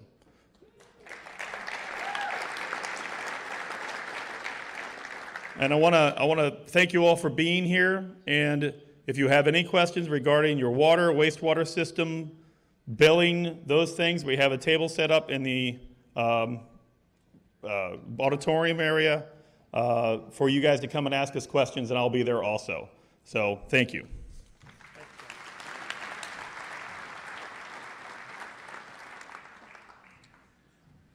Thank you, Kevin. Next up, I'd like to introduce Dr. Robert Levin. Dr. Levin is our public health officer. He's going to talk a bit about air quality and some of the health consequences associated with this fire. Dr. Levin. Good afternoon. As I was driving here, my wife asked me how many people would show up. In my vast wisdom of doing this for 20 years, I told her 8 people would come. There are about 1,000 of you here.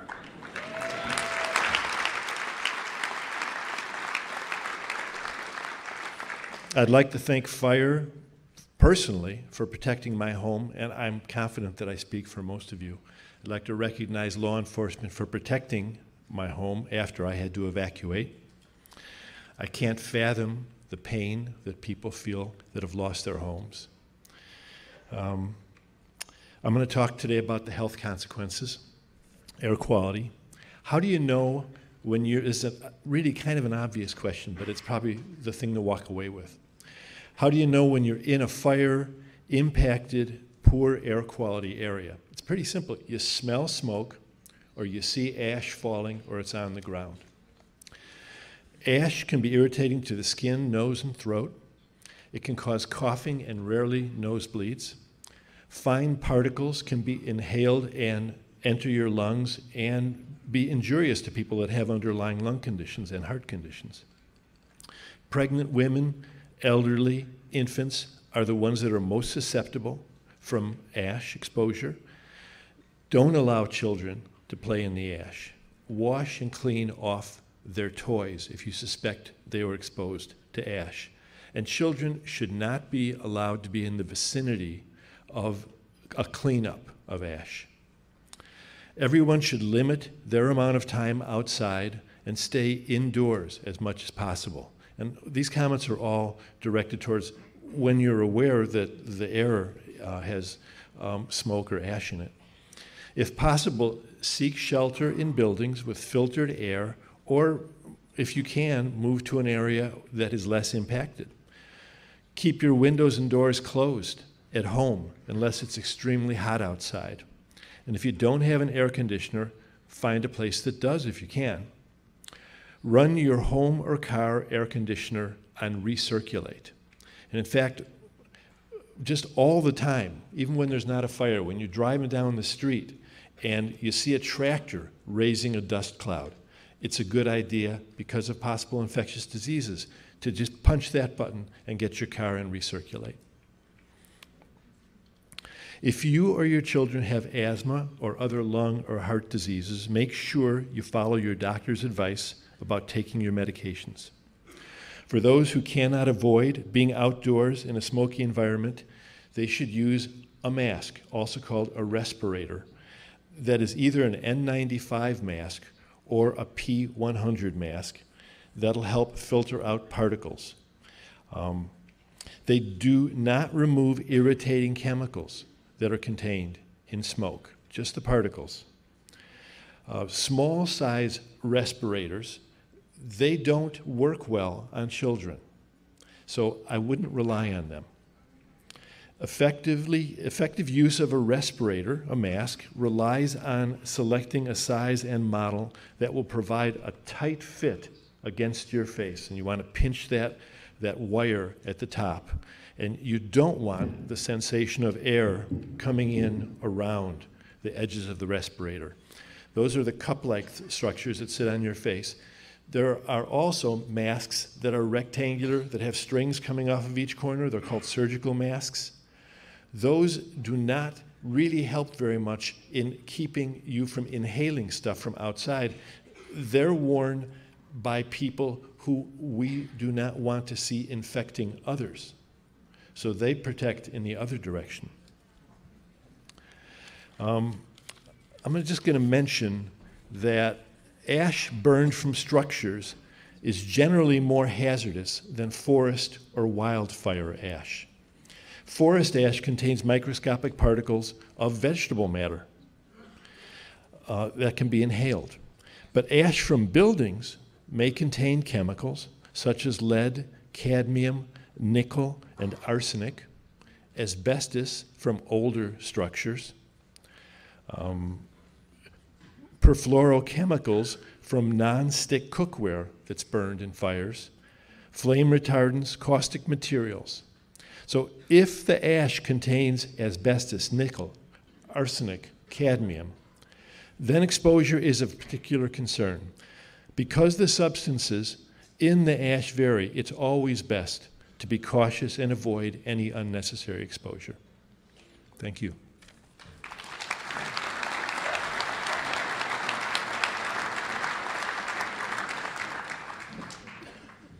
Thank you, Dr. Levin. Next up, I'm going to introduce Chris Stevens. Chris is the director of the Resource Management Agency for the County of Ventura. He's going to talk a bit about debris removal and the impacts associated with that. Chris. Yeah, thank you, Mark. Yeah, I wanted to make a couple of points for you related to the fire debris that's been left behind. As we all know, in our homes, we have a lot of materials that fall into the category of household hazardous waste. Those are paints, solvents, pesticides, and such. There's also a lot of materials used in the construction of our homes, be they plastics, metals, or asbestos. After a fire, those become hazardous materials, hazardous waste, perhaps, in the fire debris. And we need to take extra caution when we deal with that debris.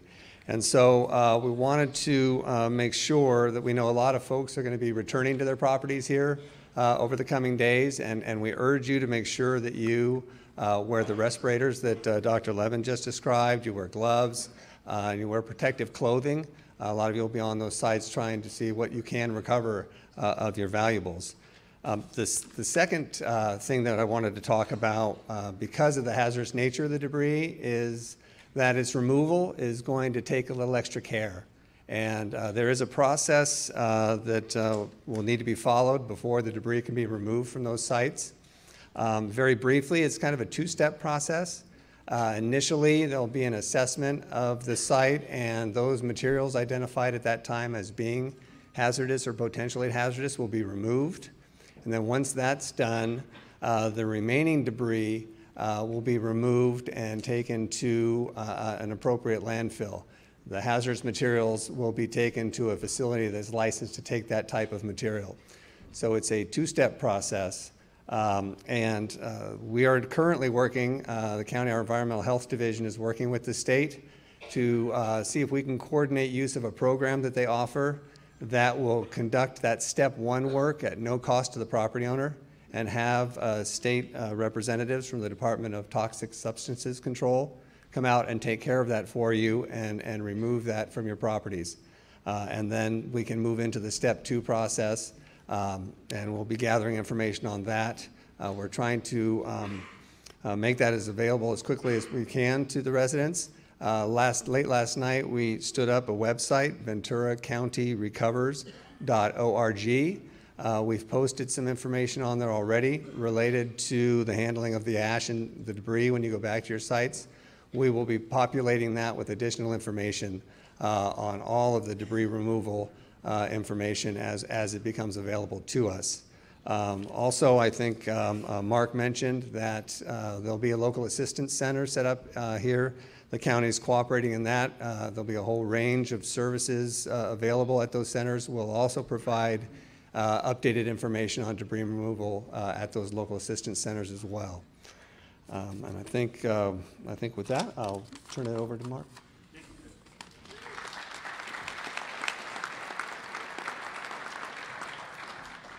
Thanks, Chris. Next, I'd like to introduce Terry Yanez. Terry is the Deputy Director of Behavioral Health for the County of Ventura and talk about some additional resources available through her agency. Terry.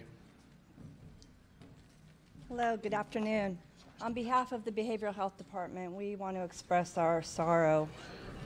Our sorrow for our community. We're here to support the community in their needs. After a wildfire or another disaster or tragic events, people tend to feel stress, grief, guilt, and anger.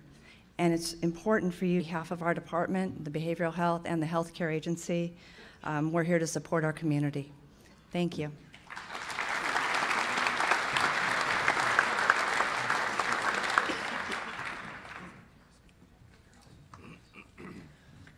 Hi, Steve Bennett, County Supervisor, back again. I want to thank Terry from Behavioral Health and all of the county representatives that are here today, and also share with you one other program effort that we're making. We will, on Tuesday, the Board of Supervisors we will have an agenda item, and it will be to try to help us with our low-income residents who are really going to struggle in this situation. And so we will have an agenda item, and more information about it will be on the Ventura County Recovery.org program that Chris mentioned on that website. But it will be a rental assistance program for low-income people. If you know people, or if you're in that situation, or if you know people in that situation, I encourage you after Tuesday to go look at that, see the details, and see if we can help people that are in that category. The other thing, just on a personal note, I would like to mention is we've already been contacted by a number of low-income people who have been burned out, and I just think that many of us are going to have to open up our homes.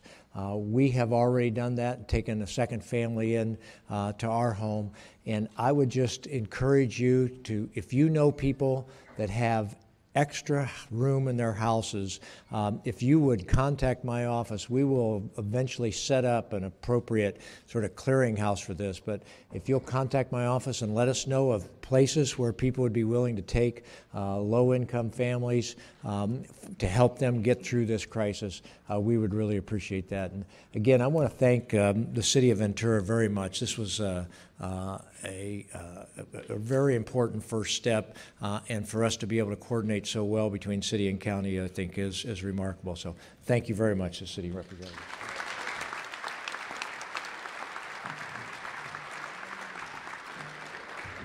But before we conclude, I want to let the public know two things.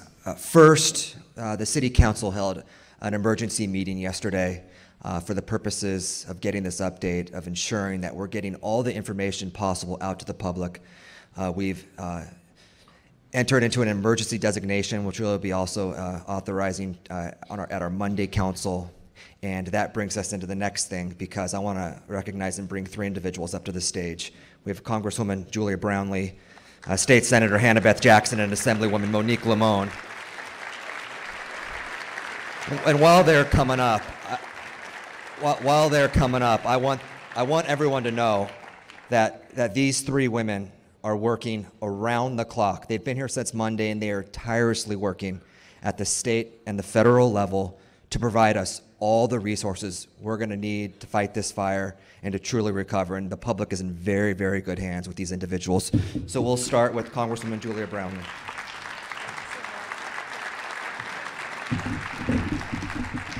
Well, I'm delighted to be here with all of you, and just terribly, terribly sorry for the hardship that everyone is going through. And I will say that the one really positive thing that I have seen is the goodness of the community and people really gathering around, want to help one another, and I've seen it in every corner of Ventura County. But I do want you to know that I'm on top of what the federal government needs to do. We've obviously got to get the fires out, but as we enter into the recovery stage, I will be working very, very closely with FEMA, and we'll get that information out to you on a very timely basis. If anyone goes on my website, there's already information there with regards to recovery, and also join my Facebook page. I'm updating on my Facebook page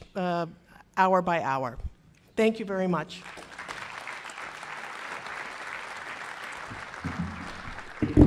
So good afternoon, Venturans. I'm State Senator Hannah-Beth Jackson.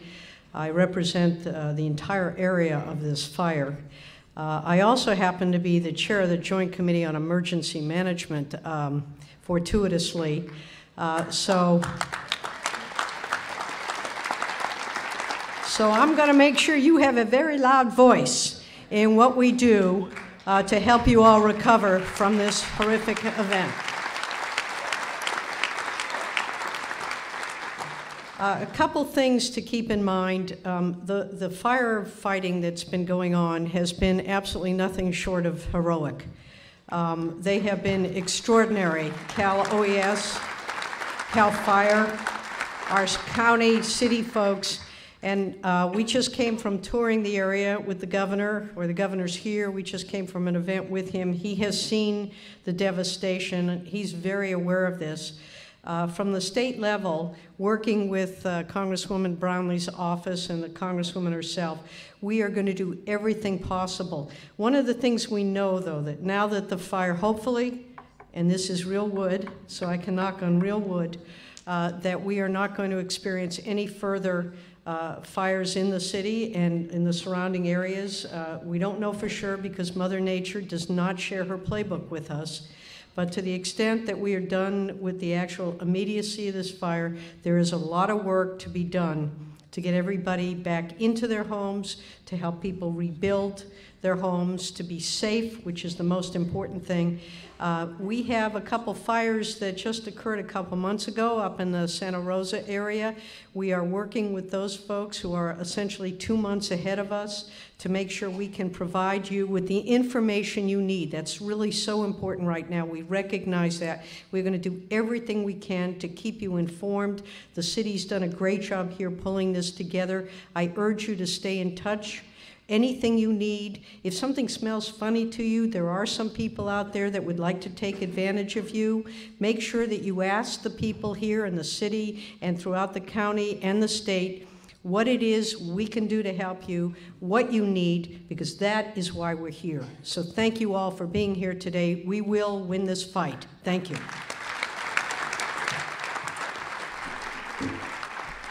Good afternoon. I'm Assemblymember Monique Limon. Buenas tardes.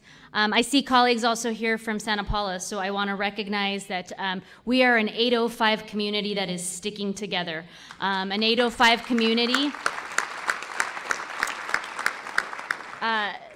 I also want to, I want to thank the city. The city has been incredible. Mayor, council members, the city team, your police chief, your fire chief, I mean, everybody involved. And what you need to know is that in our roles, we are coordinating with them. Since Monday, we've been taking notes of, places where we can do better, where the state can do better, where we'll work with our federal legislator and make sure that the 805 has representation. On a regular basis, our office serves you in ways to help you navigate state departments. This is not going to be the exception.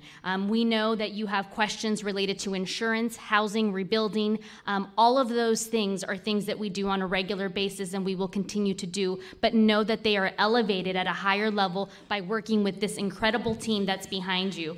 County supervisors, the whole team is working together, and we plan on raising these issues. We've had the opportunity to meet with the governor and immediately raise some issues related to what it will take to be able to rebuild this community and the entire community that's been affected. So on that part, just know that our offices are available to you, but also be rest assured that this team behind you is working together as fast as we can to try to better serve you in this disaster. We know it's a disaster. We've had the opportunity to tour multiple areas, Santa Paula, Ventura, and as a member of the Housing Committee in the state of California, you need to know that we will be having this conversation right away in terms of what we do to support Californians in a disaster like this in order to build a pathway to rebuilding. So thank you.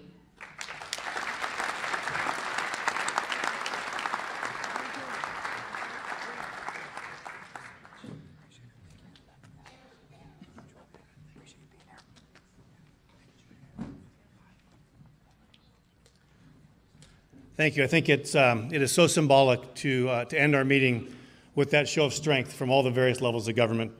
I wanted you to know that the entire Ventura City Council is here. I've seen school board members here. I see council members from Santa Paula. I've seen Ojai folks here. Our county CEO is here. Our supervisors are here. It's our job to make sure this is seamless. It doesn't matter to you who provides the service. It's our job to make sure that service gets provided. And so I can tell you, we're all working together. We're working cooperatively. It's an incredible effort to get our city back and to get you all back in your homes. In order to facilitate that, we are going to transition to the cafeteria. Everybody who is on stage will be available here. We couldn't put everybody on stage. Let me give you an idea who we've got in the cafeteria. That includes people from the County Recorder's Office, from the Red Cross, Healthcare Agency, the Unified School District, the County Tax Assessor, Southern California Gas, Southern California Edison, the other utilities. We tried to just bring as many people together as we could to provide you with the information that you know you're looking for. As I said before, we may not have all the answers. Let us know what those questions are, and we'll do the best to get answers to you. We thank you for being here. We appreciate your patience as we move through this and as we try to get everybody back into their homes. We're going to answer questions next door because we got so many people here. We know we've had you for an hour. There is not. There are no target dates. We are still in an active fire. That fire is burning. It's burning above Fillmore. It's burning in Ojai, and it's burning knocking on Carpinteria. As the fire is put out, we will be full force into recovery. Right now, we are still in an active fire zone. which is why we still have mandatory evacuations and why we're trying to be so cautious and make sure that everybody is safe and we don't move anybody back into their neighborhood until it's safe. And so with that, I'm going to thank you all. I thank all the responders that are here. We will go forward.